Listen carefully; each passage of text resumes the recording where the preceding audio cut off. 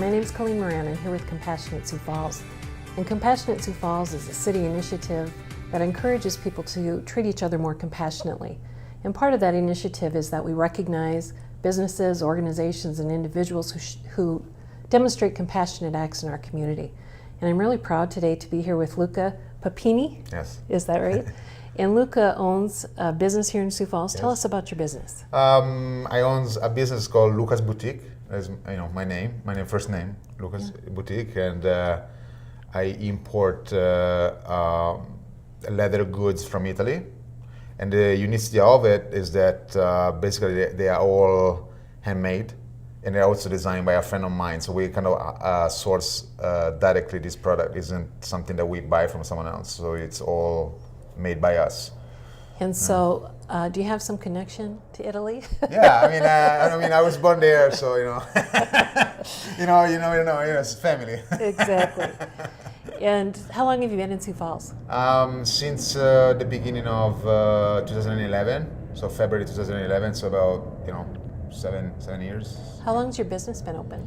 About a year and a half, with different locations. So always at Eden Railroad, but we started the first few months, was in March 2016, I think, upstairs on the second floor. Then we moved to the boardwalk, and then from the boardwalk we moved to another spot in the boardwalk. So in 18 months you've moved to about three different spots. Times, yeah. So now I sign a 5-year lease, so I'm like, we are staying. And in that time, I know there's a lot of businesses that are approached in Sioux Falls to give, in your case might be a purse or something else for an auction or fundraiser. Have you participated in those kinds of things? Yeah, we did. I mean, I think we did the symphony, the Girl Scouts, the banquet. There was a fundraising for the Kidney Association. Plus we did, gift cards for, I think Ronald McDonald House and other few things. And so when people come and ask you, generally just say, "Yeah, I'll help out." Is that right? The first impact is yes, I'll do it. Then I have people that tell me, "Don't do it, not so often." I give everything away. Well, we appreciate your generosity in the community. And there's something that has recently come to light. That you've been recognized for, other than your giving to organizations, and that had to deal with a woman who was a victim of crime. Tell us a little bit about that.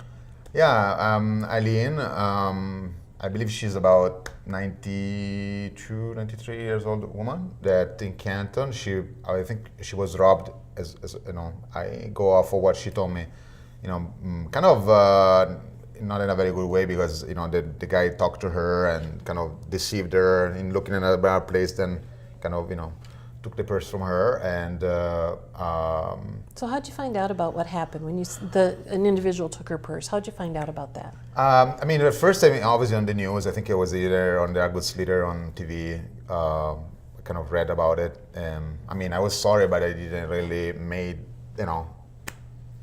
I couldn't really come up with something that can do for her, because I don't know the person, but then on Facebook, actually I was reading there is Anthony, that is the owner of Operation Andy, that is this non-profit in town. They proud themselves about helping people and things like that. So he was actually, when he read the news, he couldn't sleep at night, things like that. So trying to help this person, and so he was raising money to buy a purse, and so I read that on Facebook, and so I contacted Anthony, and I said, "Hey, I have a store full of purses, so there is no need to buy a purse." I'm saying, right. I can give her one. There is no problem. I give her a matching wallet. How's it sound? Because the guy stole a wallet as well, And so I said, so you can use the money to, replace credit cards were stolen and driver license, and because obviously that there is also all that concern and pain, and. So you took care of the purse and wallet. Sorry? You took care of the purse and wallet. You gave that to this. Yeah. She got a matching wallet with a purse. And did she come to your store and pick it out, or how did that work? Yeah. Anthony put me in touch with the family, and they accepted the offer of a purse, obviously. And after, I think, 2 or 3 days, her daughter brought it to the store, and obviously, 92, 93, I don't know, you don't know what how a person can be, can be more mobility-wise. And she jumped off the car. She was like more mobile than I am. I'd say she was agile, more agile than I am. And she came to the store, and she started to tell me all about what happened, and I was kind of, realized that she was a little bit under shock still, obviously. And then she, thanked me for the purse and said, no worry, I mean, this is nothing really. And after that, we picked up her purse, and she was in love with the purse, and she told me kind of her life. Well, so let's talk a little bit about that.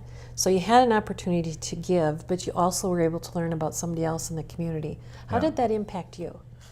I think, so for one thing, to me, there was this, on the moment, realizing, for example, because that I didn't realize. For me, it was like, I'll give a purse to this lady, but then I realized, she was actually, so this event of getting a purse was actually now making sense. So in the pain, or in the situation, receiving a gift was actually helping her to overcome that moment of shock. Or so I saw her almost healing in front of me, and I said, I said, this is kind of an interesting situation here, because I was happy about it, because it's like, if she can remember something good out of something bad, that's everything I can ask for. And now and then after that, for me, it's like,